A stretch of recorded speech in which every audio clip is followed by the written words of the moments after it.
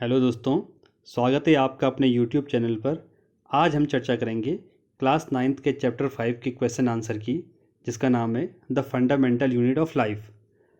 तो इसका पहला प्रश्न है पेज नंबर 59 पे, who discovered cell and how. कोशिका की खोज किसने की और कैसे की। तो इसका आंसर है कोशिका की खोज 1665 में रॉबर्ट हुक ने की थी। ये याद रखिएगा आप, रॉबर्ट हुक। उन्होंने स्वनिर्मित माइक्रोस्कोप से देखा कि कॉर्क में छोटी कोष्ठनुमा संरचनाएं हैं जो कि मधुमक्खी के छत्ते जैसी होती है। इन कोष्ठ जैसी संरचनाओं को इन्होंने कोशिका कहा। इन्होंने किस में देखी है कोष्ठनुमा संरचना? ये कॉर्क। ये कॉर्क किसका था? लकड़ी का था। तो इन्होंने सबसे पहले कोशिका की खोज किसने? लकड़ी में की। नेक्स्ट क्वेश्चन है क्वेश्चन नंबर 2, कोशिका को जीवन की संरचनात्मक एवं कार्यात्मक इकाई क्यों कहते हैं? तो इसका आंसर है कोशिका को जीवन की संरचनात्मक एवं क्रियात्मक इकाई इसलिए कहा जाता है क्योंकि एक कोशिका स्वतंत्र रूप से जीवन के समस्त क्रियाकलापों को करने में सक्षम होती है। कहने का तात्पर्य यह है, हमारे बॉडी का प्रत्येक पार्ट कोशिका से बना होता है। जो भी एक्टिविटी हमारे बॉडी में कंडक्ट होती है वो जो जिस भी पार्ट में हो रही है उस पार्ट में सेल है, इसीलिए उसको structural and functional unit of life कहा जाता है। नेक्स्ट क्वेश्चन है इसमें, कार्बन डाइऑक्साइड तथा पानी जैसे पदार्थ कोशिका के अंदर तथा बाहर कैसे आते जाते हैं, चर्चा कीजिए। तो इसका आंसर है कोशिका झिल्ली से कार्बन डाइऑक्साइड अंदर तथा बाहर विसरण प्रक्रिया, विसरण को बोलते हैं डिफ्यूज़न, द्वारा, जबकि पानी अंदर एवं बाहर परासरण प्रक्रिया द्वारा जाता है। CO2 गया विसरण के द्वारा और पानी गया ऑस्मोसिस की प्रक्रिया के द्वारा।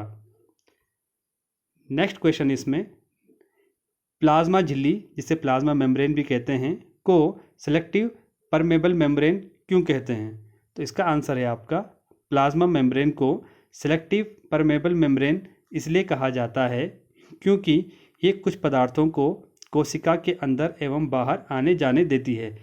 यहाँ पे सेलेक्टिव इसलिए कहा गया है क्योंकि ये डिसाइड करता है कि सेल के अंदर कौन सा पदार्थ जाएगा और कौन सा नहीं जाएगा, इसलिए इसको सेलेक्टिव पारगम्यता झिल्ली कहा जाता है। अगला क्वेश्चन इसमें पेज नंबर 63 पे NCERT के, निम्न तालिका के खाली स्थानों को भरकर प्रोकैरियोटिक एवं यूकैरियोटिक कोशिका में अंतर स्पष्ट कीजिए। ये जो टेबल है इसमें खाली स्थान दे रखे हैं, क्या क्या दे रखे हैं आप यहाँ पे देख सकते हैं। ये प्रोकैरियोटिक में लिखा है आकार सामान्यतः छोटा और यूकैरियोट में बड़ा। जो सेकंड है केंद्रीय कक्ष खाली स्थान है, यहाँ जो आएगा और उसे खाली स्थान है। इन जो खाली स्थान है उसको हमने भरना है। तो इसका आंसर क्या होगा आपका? ये देखिए, प्रोकैरियोट और यूकैरियोट। प्रोकैरियोट क्या होती है? साइज में छोटी होती है, और यूकैरियोट क्या होती है? बड़ी होती है। पहला डिफरेंस ये है। दूसरा, प्रोकैरियोट क्या होता है? केंद्रीय क्षेत्र बहुत कम स्पष्ट होता है। ये वाला आना था उस खाली स्थान में, क्योंकि इसमें केंद्रीय झिल्ली जिसे हम न्यूक्लियर मेम्ब्रेन भी कहते हैं अनुपस्थित होती हैं एवं इसे केंद्रिकाएं कहते हैं। और यूकैरियोट में क्या होता है? जो केंद्रीय क्षेत्र स्पष्ट होता है, जो कि चारों ओर पूर्ण रूप से केंद्रीय झिल्ली द्वारा घिरा होता है। आपने सेल देखी होगी, तो जिस सेल में न्यूक्लियस होता है बीच में और उस पर न्यूक्लियर मेम्ब्रेन होती है उसे यूकैरियोट सेल बोलते हैं, और जिसमें न्यूक्लियर मेम्ब्रेन नहीं होती है उसे प्रोकैरियोट सेल कहते हैं। अगला है क्रोमोसोम, इसमें सिंगल होता है प्रोकैरियोट में, और यूकैरियोट में क्रोमोसोम एक से अधिक होता है। ये क्रोमोसोम कहाँ होते हैं? न्यूक्लियस के अंदर होते हैं। अगला है झिल्ली युक्त कोशिका अंगक उपस्थित होते हैं, और यूकैरियोट में झिल्ली युक्त कोशिका अंगक एब्सेंट होते हैं। अब हम चलेंगे नेक्स्ट क्वेश्चन की तरफ, जो है 65 नंबर पेज पे। इसमें पूछा गया है, क्या आप ऐसे दो अंगों के नाम बता सकते हैं जिनका अपना आनुवांशिक पदार्थ होता है? ये क्वेश्चन अक्सर पूछा जाता है और अलग भी है थोड़ा। आनुवांशिक पदार्थ होता है हमारा DNA, राइट। और ये DNA कहाँ पाया जाता है? जनरली केंद्रक के अंदर पाया जाता है। तो केंद्रक को छोड़ के ऐसे कौन से कोशिकांग है जिनका अपना DNA होता है? तो इसका आंसर है आपका माइटोकॉन्ड्रिया एंड प्लास्टिड। और प्लास्टिड पाया जाता है प्लांट सेल में, और माइटोकॉन्ड्रिया एनिमल प्लांट दोनों सेल में पाया जाएगा। नेक्स्ट क्वेश्चन है, यदि किसी कोशिका का संगठन उसके भौतिक अथवा रासायनिक प्रभाव के कारण नष्ट हो जाता है तो क्या होगा? तो इसका आंसर क्या है? कोशिका जीवित नहीं रह पाती एवं मृत हो जाती है तथा लाइसोसोम उसे पाचित कर देता है। जो लाइसोसोम है उसे क्या कर लेगा? डाइजेस्ट कर लेगा। अब बात आती है लाइसोसोम की। अगला क्वेश्चन है, लाइसोसोम को आत्मघाती थैली क्यों कहते हैं? आत्मघाती थैली का मतलब होता है सुसाइड बैग। ये बहुत इंपॉर्टेंट है, अक्सर आता है, अक्सर पूछा जाता है कंपटीशन एग्जाम में, और आपके जो एग्ज़ाम होते हैं उसमें भी पूछा जाता है, हर साल पूछा जाता है लगभग। तो आंसर क्या है इसका? जब कोशिकाएं क्षतिग्रस्त होती है तो लाइसोसोम फट जाते हैं और एंजाइम अपनी ही कोशिका को पाचित कर देते हैं। मतलब ये क्या होता है? अपनी कोशिका का डाइजेशन करना शुरू कर देते हैं। इसलिए लाइसोसोम को कोशिका की आत्मघाती थैली भी कहा जाता है। कहने का मतलब होता है लाइसोसोम का काम क्या होता है? जो वेस्ट मटेरियल होता है सेल में उसको पाचन करना, उसको समाप्त करना। लेकिन कभी कभी क्या होता है, जो लाइसोसोम की थैली अगर वो फट गई और वहाँ से जो एंजाइम बाहर आ गए जिसका काम है उस कटे फटे सेल को डाइजेस्ट करना, वो क्या करता है, जो हेल्दी सेल होती हैं उनको भी डाइजेस्ट करना शुरू कर देता है, जिसलिए कहते हैं इसको सुसाइड बैग। क्वेश्चन नंबर 4, कोशिका के अंदर प्रोटीन का संश्लेषण कहाँ होता है? तो इसका आंसर है राइबोसोम। यहाँ क्या होता है? प्रोटीन का संश्लेषण होता है, इसलिए इसको क्या कहते हैं? Protein factory. और ये राइबोसोम कहाँ आता है? एंडोप्लाज्मिक रेटिकुलम पे होता है। नेक्स्ट क्वेश्चन, जंतु कोशिका एवं पादप कोशिका में अंतर स्पष्ट करते हुए तुलना कीजिए। तो क्या डिफरेंस है इसमें? नंबर 1, जंतु कोशिका का साइज क्या होता है? जनरली छोटा होता है, और प्लांट सेल का क्या होता है? थोड़ा बड़ा होता है। यहाँ पे एक जंतु कोशिका, हाँ, एनिमल सेल से बड़ा होता है, सही लिखा है। दूसरा, जो एनिमल सेल है इनमें सबसे बड़ा डिफरेंस यही है, इनमें सेल वॉल एब्सेंट होती है और प्लांट सेल में सेल वॉल प्रेजेंट होती है। और किसकी बनी होती है वो सेल वॉल, या जिसे हम कोशिका भित्ति कहते हैं, सेलुलोज की बनी होती है, राइट। और इस कोशिका भित्ति के अंदर क्या होता है? प्लाज्मा मेम्ब्रेन होती है। अगला अंतर है इसमें प्लास्टिड एब्सेंट होता है, किसमें? एनिमल सेल में। और प्लांट सेल में प्लास्टिड प्रेजेंट होता है।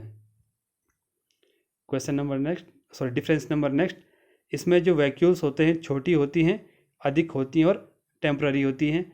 और जो प्लांट सेल हैं इसमें जो रसधानियाँ हैं, जिसे वैक्यूल भी कहा जाता है, बड़ी होती है, स्थायी होती है और सेंटर में होती है। जैसे कि आप डायग्राम में देखते हैं, जो सेंटर में बड़ा जो पार्ट दिखता है वो रसधानी ही होती है। पांचवा डिफरेंस, एनिमल सेल में सेंट्रोसोम एवं तारक केंद्र उपस्थित होते हैं, जबकि प्लांट सेल में सेंट्रोसोम एवं तारक केंद्र की कमी होती है। अब हम नेक्स्ट क्वेश्चन की चर्चा करेंगे। ये फिर से रिपीट हो गया है, प्रोकैरियोट सेल और यूकैरियोट सेल किस प्रकार से अलग है। पहले में हमने क्या किया था? खाली स्थान भरे थे, अब यहाँ पे डिफरेंस पूछा है। तो पहला डिफरेंस, प्रोकैरियोट, इसका जो साइज होता है छोटा होता है, और यूकैरियोट के क्या होता है? बड़ा होता है। एनिमल बीइंग किस में आते हैं? जो हम आते हैं यूकैरियोट सेल में आते हैं। सेकंड, इसमें न्यूक्लियस एब्सेंट होता है और यूकैरियोट में प्रेजेंट होता है। तीसरा, प्रोकैरियोट में एक क्रोमोसोम का बना होता है और यूकैरियोट एक से अधिक क्रोमोसोम का बना होता है, ये हम पहले भी पढ़ चुके हैं। चौथा, इसमें न्यूक्लियोलस एब्सेंट होता है प्रोकैरियोट में, और यूकैरियोट में न्यूक्लियोलस प्रेजेंट होता है। पांचवा डिफरेंस, यूकैरियोट में झिल्ली युक्त कोशिका अंग अनुपस्थित होते हैं, और यूकैरियोट में क्या होता है?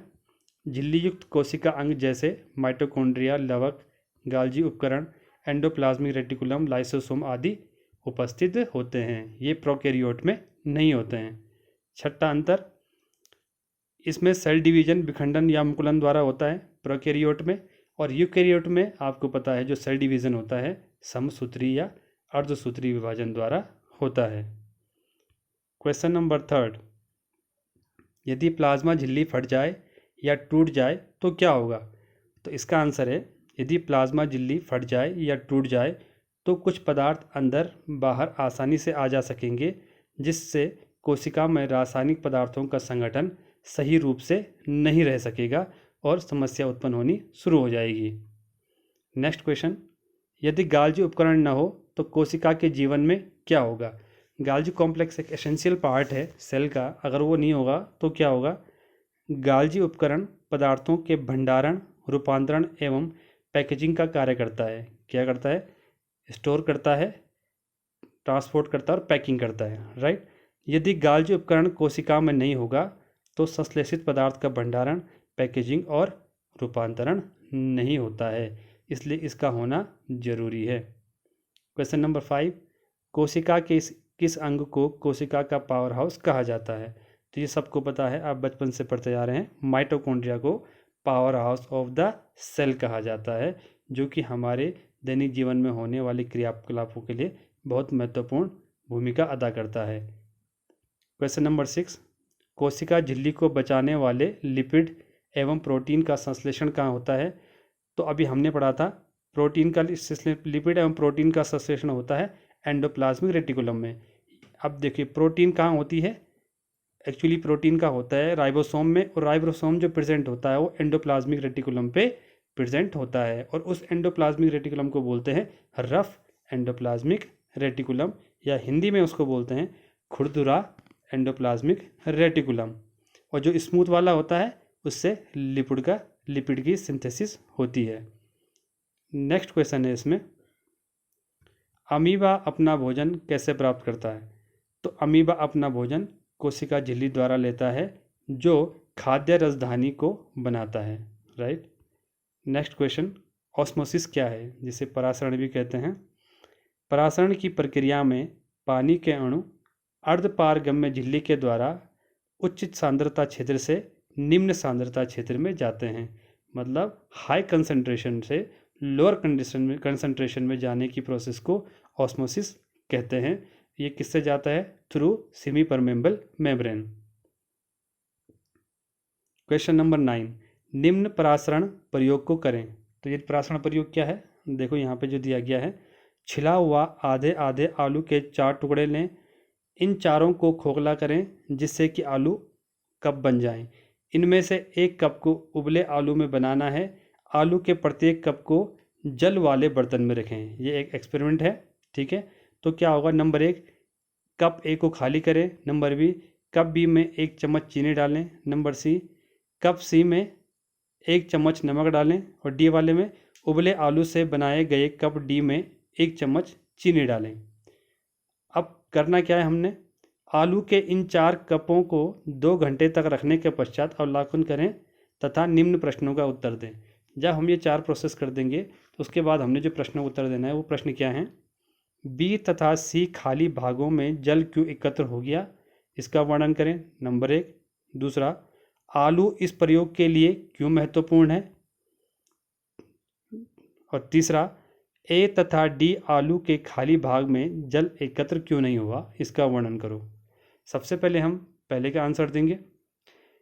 परासरण के कारण बी और सी कप में जल एकत्रित हो जाता है, क्योंकि कच्चे आलू से बने दोनों कप अर्धपारगम्य झिल्ली का काम करते हैं, सेमी परमेबल मेम्ब्रेन का काम करते हैं कच्चे आलू, ठीक है। दूसरा, आलू ए, ये दूसरे का आंसर है, आलू ए इस प्रयोग में तुलना करने के लिए आवश्यक है, यहाँ नियंत्रण का कार्य करता है। ये क्या करता है? कंट्रोल का कार्य करता है। और इसके बाद कप ए में जल एकत्रित नहीं हुआ क्योंकि आलू के अंदर तथा बाहर पानी की सांद्रता में कोई अंतर नहीं था। परासरण के लिए सांद्रता में अंतर होना आवश्यक है। ऑस्मोसिस की प्रक्रिया में बताया था, हाई कंसंट्रेशन से लोअर कंसंट्रेशन में पानी का मूवमेंट होता है, लेकिन जहाँ कंसंट्रेशन में अंतर नहीं होगा तो वहाँ भी कोई मूवमेंट नहीं होगा। अगला, कप डी में आलू उबला हुआ था जिससे उसकी कोशिका मृत हो गई, जिससे पानी के लिए अर्धपारगम्य झिल्ली काम नहीं करेगी और परासरण की कोई प्रक्रिया नहीं होगी।